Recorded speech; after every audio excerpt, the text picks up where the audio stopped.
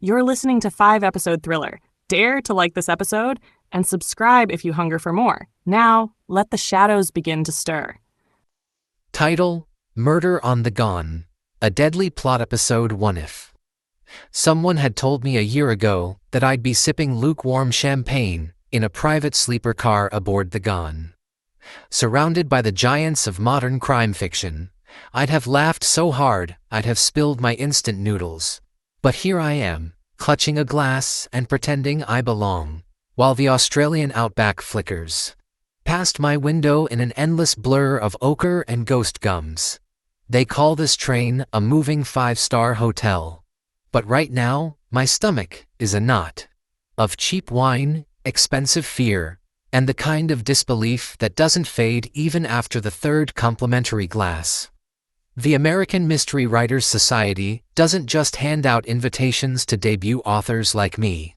Especially not to the annual festival where editors, agents, and reviewers mix freely with the rock stars of the genre.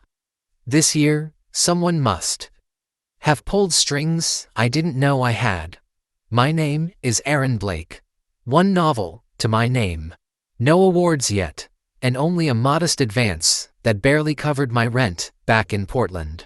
My book, a gritty thriller about a missing child, did okay. But not invite you onto the Ghan with 6 household names, okay? So, naturally, I've been waiting for the other shoe to drop since my ticket arrived. Tonight is the welcome dinner. White tablecloths, glittering cutlery, and a dining car full of people whose names usually appear on the front covers of bestsellers. There's Lawrence Shaw, who writes the grimmest detective stories you've ever read. His face is all sharp lines and an unsettling half-smile that suggests he knows how this all ends.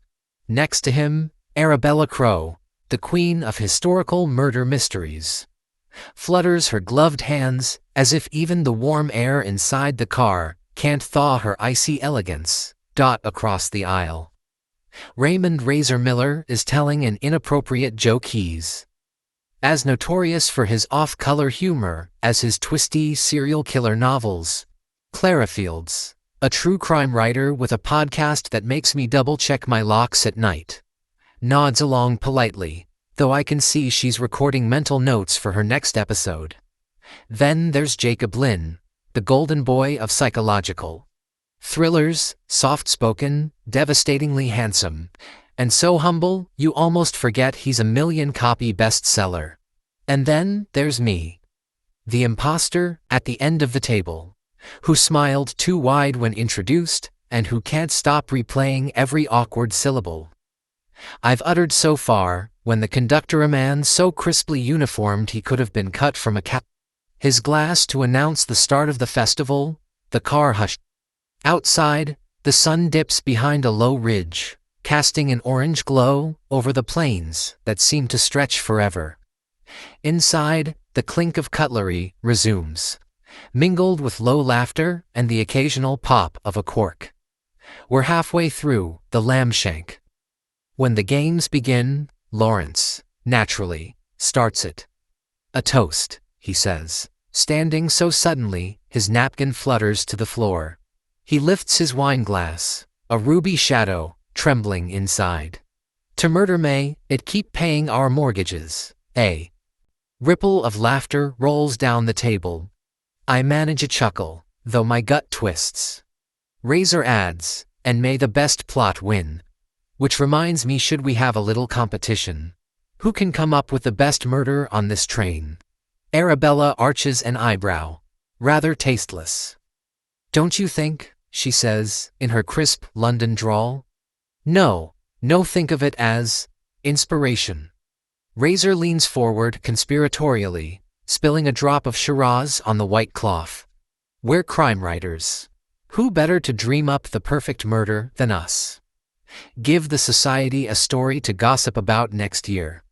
Clara raises her glass halfway. As long as no one actually follows through. Of course not, Lawrence says, too smoothly. He looks directly at me, eyes glittering. We're civilized people, aren't we? A few chuckles. I force a smile and swallow a mouthful of wine too quickly. It burns all the way down. The conversation drifts to book deals and deadlines. I fade into the background, a spectator at my own dream, half listening, half counting the overhead lights reflected in my wine. I don't even notice when someone sits beside me. First time on the Ghan. A voice murmurs, Jacob Lynn. Up close, his cologne is subtle and expensive, some blend of cedar and something darker. Is it that obvious? I say inly because you keep checking the window as if you might jump. His smile is warm, conspiratorial. Don't worry, we're all a bit fake, you know? Imposters, every one of us, even you, I ask, surprised, especially me. He lifts his glass in a silent toast. You'll be fine, Aaron. Just enjoy it.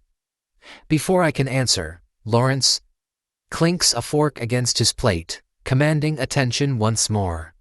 Now, for some real fun. How about we each share one secret tonight? Something we've never told anyone. Call it creative confession. A collective groan, half dread, half delight. Razor, whoops, I'm in. Arabella sniffs. How juvenile. Clara looks at her phone as if she's already regretting not staying in her cabin. Lawrence turns to me. Aaron, since you're the baby of the group, you start. One secret, any secret. 6 pairs of eyes fix on me. I can't breathe.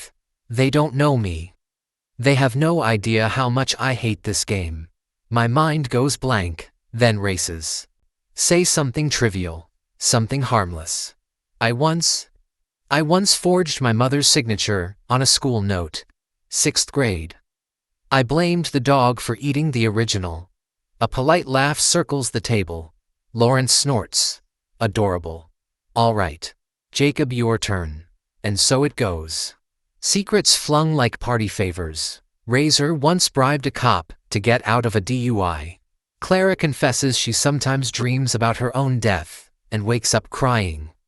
Lawrence says nothing, shocking only that he uses a fake name to book hotels to avoid fans. Arabella admits she hasn't read a single modern crime novel in a decade. Everything bores her. Jacob confesses he was nearly arrested for shoplifting as a teen. Secrets, laughter, more wine. By the time dessert arrives, everyone's slightly flushed, and the lights outside have vanished into the black sweep of the Outback night. I slip away early, mumbling something about edits. Truth is, my head is pounding, and the motion of the train makes me queasy when I'm tired. In my cabin, I collapse on the narrow bunk. Shoes still on. Somewhere beyond the walls, the Ghan hums over ancient rails, eating up miles of desert under a black sky studded with stars I can't see. My eyelids drift shut to the lullaby of metal. And wind. Hours later, I wake with a start. The train has stopped. A faint, eerie silence hums through the floor, where there should be the comforting rumble of movement. I rub my eyes and peer through the window. Nothing but shadows. A shout cuts through the quiet, a man's voice, panicked, too close to my door. My chest tightens as I swing my legs off the bunk. The corridor outside is lit by a single flickering bulb. Another voice joins the first. Call. The conductor. Now?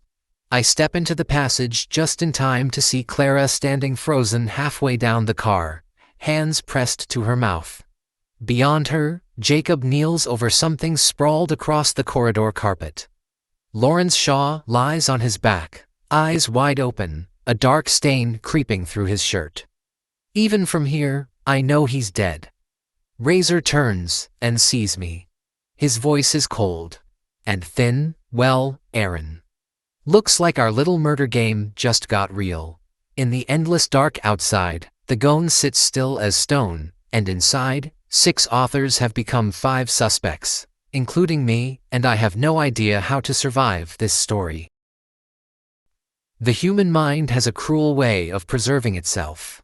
It either screams or it dulls everything to a distant echo. As I stand there, barefoot on the cold floor of the corridor, staring at Lawrence Shaw's lifeless body, my mind chooses the echo. It's as if I'm watching it all on a screen. Clara's trembling shoulders, Jacob's blood-stained hands, Razor pacing like a caged dog. Arabella appears beside me in a silk robe and slippers that look absurdly delicate for this nightmare. Her perfume cuts through the metallic smell drifting from the body. She murmurs, "What happened?" But no one answers because no one knows. "Back up, everyone, back up." Razor barks. He's sweating, his forehead shiny under the flickering light. "Don't touch anything." Jesus Christ. Jacob wipes a smear of blood on his pajama sleeve, eyes fixed on the corpse as if willing it to sit up and call us idiots. I heard something. A bang. I thought maybe Lawrence fell. But when I opened my door, he shakes. His head. Clara lowers her hands from her mouth. "We need the conductor, now." Razor jabs a finger at me. "Whodunnit, find him." I flinch at his tone, but stumble away without protest. Heart hammering so hard, I feel it in my ears. The train feels wrong without its usual sway. Like a trapped animal that's forgotten how to run. I half walk, half jog, past curtained cabins and empty lounges until I spot a crewman, a kid, barely older than me, with a trim beard and a badge that says, Luca. He's fumbling with a radio. There's been an accident.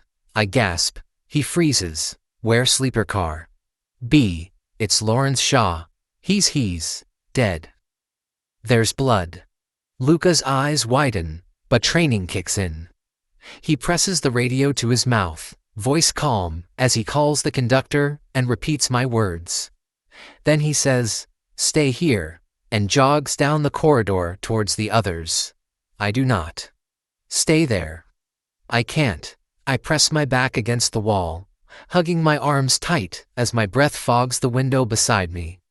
Outside, the desert night is a black ocean, the stars sharp and pitiless.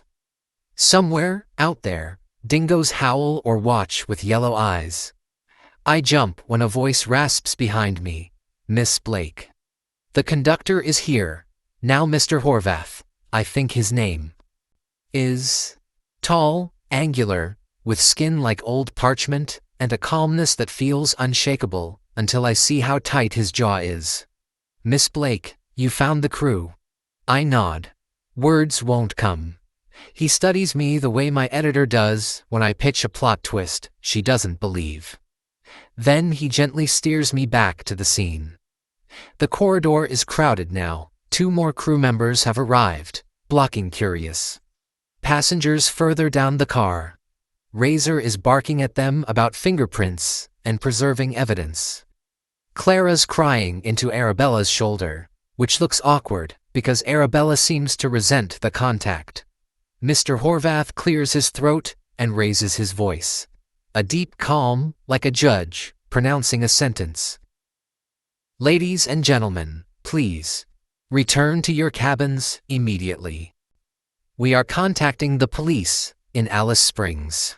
Until then, I must ask that you do not leave your rooms. This is now a crime scene." "You think it's murder?" Jacob asks hoarsely.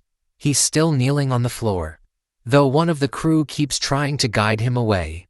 Mr. Horvath's eyes flick to Lawrence's throat slashed open so cleanly that my stomach flips and back to Jacob. "Mr. Lin, I think we must assume so, yes." Razor lets out a brittle laugh. "Unbelievable. The best crime writers in the country, and now we're characters in one of our own bloody books." Arabella peels Clara off her shoulder with the same distaste one might have for lint on a black dress. "Who else is on this car?" "Horvath. Passengers. Staff, everyone must be accounted for." "I am aware, madam," the conductor says stiffly. "Please, everyone back to your rooms. I will speak with you each in turn. We must remain calm and cooperative." Jacob stands at last, swaying slightly. His eyes meet mine, wide and wild, with something I can't read. Guilt, fear, or just shock. I open my mouth to say something, anything but razor snaps. Don't talk to her, Jacob. Nobody talks to anyone until the police get here. Christ. Where's my phone? He pats his robe, pockets frantically. Then mutters curses under his breath. I feel my legs move on autopilot, back to my cabin. The door clicks shut behind me. The silence inside is suffocating. I sit on the bunk, hands pressed to my temples. One of us is dead. And one of us did it. A voice in my head whispers the same truth I'd force on my fictional detective. It has to be someone on this car. No one else could have slipped through unnoticed while the train rumbled through the middle of nowhere. I want to believe a stranger did it. Some madman, hiding under a bunk, or clinging to the undercarriage like a horror film monster. But I write thrillers, not fairy tales. I scrub my hands through my hair, then grab my notebook from my bag. The same battered spiral where I scribbled plot lines and overheard snippets of conversations. I open to a blank page and write, Murder on the Ghan. Suspects, me. Jacob Lynn, Razor Miller, Arabella Crow, Clara Fields, crew. But unlikely. Maybe. I chew the end of the pen like a nervous school kid. Lawrence had enemies. Who doesn't, in this business? He was cruel in reviews, ruthless in contracts, known for stealing plot ideas and laughing about it later. Everyone had stories, but enough to slit his throat in the middle of the night. I scribble more. Motive, professional rivalry, personal grudge, drunken fight, opportunity, only us. Locked train, middle of nowhere, no one on, no one off. Means knife. Razor. Something sharp. My mind whirls. They'll ask what I heard. I was dead asleep until the shouting. Or was I? I remember a clatter in the corridor. Maybe a dropped glass. Maybe a fight. I didn't get up because I thought it was Razor being drunk again. A soft knock jolts me so hard the pen skitters off the page. I open the door an inch. Jacob stands there, looking ghost pale. He holds up his hands like I might attack him. Can I? He gestures inside. I hesitate, but step back. He slips in, closes the door behind him, and leans against it like he might slide to the floor. I didn't do it, he says immediately. You know that, right? Do I?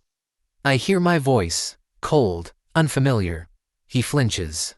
Aaron, I swear. I liked Lawrence well as much as anyone could.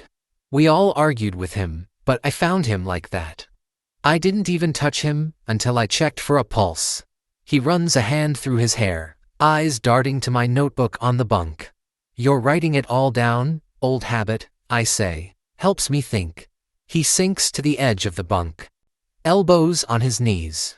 In the yellow light of my lamp, he looks younger, lost. They'll blame me, he whispers. I was closest. I have no alibi, except I was sleeping. Then help me, I say, before I can stop myself. We solve it before the police get here. We're writers, this should be easy, right?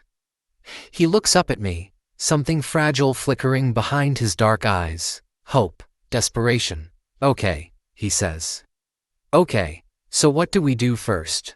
I swallow. My heart thudding at how reckless this is and how necessary it feels. First, I say, my voice steady for the first time since I saw the blood.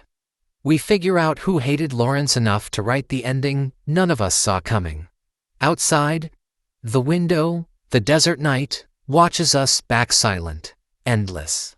Waiting for the next twist in a story we are no longer writing but living. Jacob paces my tiny cabin like a restless ghost while I sit cross-legged on the bunk, notebook propped on my knee. My mind wants to shut down, scream, crawl under the covers, wait for the police, but some traitorous, twisted part of me is humming. This is the plot twist I'd never dare write. trapped on a luxury train in the Outback. A murderer among us, and me, with front row seats. Or maybe I'm center stage. Let's start with what we know, Jacob says, pushing his hair out of his eyes for the 10th time. His voice cracks a little. Lawrence was an arsehole. Everyone knows that. He stole plots, he humiliated junior writers, he slept with the wrong wives and threatened the wrong husbands. So, everyone had motive. I scribble, motive equals universal, not helpful. I glance at Jacob. He's watching me like he's afraid I'll accuse him again. Did you hear anything? Before you found him? A bump, like someone hit the wall, then a sound like water splashing. I thought maybe he'd fallen or spilled a drink. When I opened my door, he was already. You know. I nod, because if I say the word dead out loud right now, I'll lose the fragile grip I have on being useful. And Clara. She was there. Already I think she heard me shout, or maybe she was awake. She was just standing there. I flip back to my scribbles. Timeline, Lawrence. Alive at dinner, everyone splits 2 cabins, approximately 11:30 p.m. Train stops, approximately 2 a.m. Jacob hears noise, finds body, Clara appears. Arrivaso. That's maybe 3 hours for someone to do it. I tap my pen. Why stop the train? Jacob pauses, mid-pace. Maybe they pulled the emergency brake. Maybe they needed to dump something clothes, weapon into the desert. I write, why stop train? Dispose weapon. Create confusion. Jacob slumps onto the bunk across from mine, running his palms over his knees. This is insane. We're not detectives, we're witchers. We make this up, but now it's real, and he cuts himself off with a frustrated laugh that sounds more like a sob. Hey, I say, softer than I feel. Look at me. We're going to be smart about this. We can't trust anyone, not even each other, but we can look for the story. A real motive. A mistake. He nods, scrubbing his face with both hands. When he drops them, he's back to that handsome, gentle mask I've seen at panels and signings. Only his eyes betray him now, wide and flicking toward the door, every few seconds, like he's bracing for a knock that will end everything. Who do you think did it? He asks quietly. The question settles between us, like poison gas, gut feeling. I say Razor. Jacob's eyebrows shoot up. Why him? He impulsive, drinks too much. He and Lawrence nearly came to blows in Sydney last year. You remember that? Jacob winces. Yeah. Razor accused Lawrence of plagiarizing. Then he punched him at the bar. Exactly, and Razor loves chaos. He'd think it's funny to turn this whole trip into a real murder mystery, except murder isn't funny. Tell that to half our careers, I snap. Then immediately regret it when Jacob flinches. Sorry, I'm rattled. He's silent for a moment, staring at the floor where my notebook lies open like a trap. Then he says, what about Arabella? She despised Lawrence. He mocked her last book on live radio. Arabella couldn't slit a man's throat. She won't even open her own wine bottles. Did you see her at dinner? Fluttering for the waiter, like a Victorian duchess? Jacob gives a choked half-laugh. Okay, fair. So Clara, maybe, she collects death. It makes her famous. I shiver at my own words. But she didn't look thrilled about it tonight, did she? She looked terrified. Jacob folds his arms, hugging himself like he's cold. So that leaves us. I freeze. He doesn't say it like an accusation, he says it like a confession. My pulse stutters. You think I did it? No. God, no. But someone will. And what if they think it's me, Aaron? I was closest. No alibi. I should reassure him. I should say I know you didn't do it. But the truth is, my mind is still wide open to every possibility. That's what writing thrillers teaches you. Trust no one, not even your protagonist. Sharp rap on my door nearly lifts me off the bunk. Jacob jumps to Oilak Isam's silent plea that neither of us opens our stupid mouths too soon. I crack the door. Mr. Horvath stands there, his neat hair now slightly askew, the lines around his mouth deeper than before. Behind him, Razor looms, arms crossed, eyes glittering with something feral. Miss Blake. Mr. Lynn, Horvath says, too polite to show suspicion outright. I must ask you to come to the dining car. The police at Alice Springs wish to speak with everyone in turn via satellite phone before we reach them. I open my mouth, but Razor cuts in with a grin that doesn't reach his eyes. Cozy little meeting you to have in here? Planning your next bestseller? Or the next murder? I bristle. Go to hell, Razor. Already there, sweetheart. He smirks, then leans closer, breath hot with leftover whiskey. I hope you've got a good alibi, rookie. I'd hate to see your big break end in handcuffs. Jacob tenses beside me. Horvath lifts a hand. Enough, Mr. Miller. We're all under stress. Come along, please. They herd us like cattle to the dining car, where the smell of last night's wine clashes horribly with the sterile temps of fresh cleaned tablecloths. Someone has pushed the tables aside, leaving a wide space that feels more like an interrogation room than a restaurant. A crewman holds a satellite phone. Another takes our names. Razor is called first. He lumbers to the phone, drops into the nearest chair, and immediately starts swearing about lawyers and rights.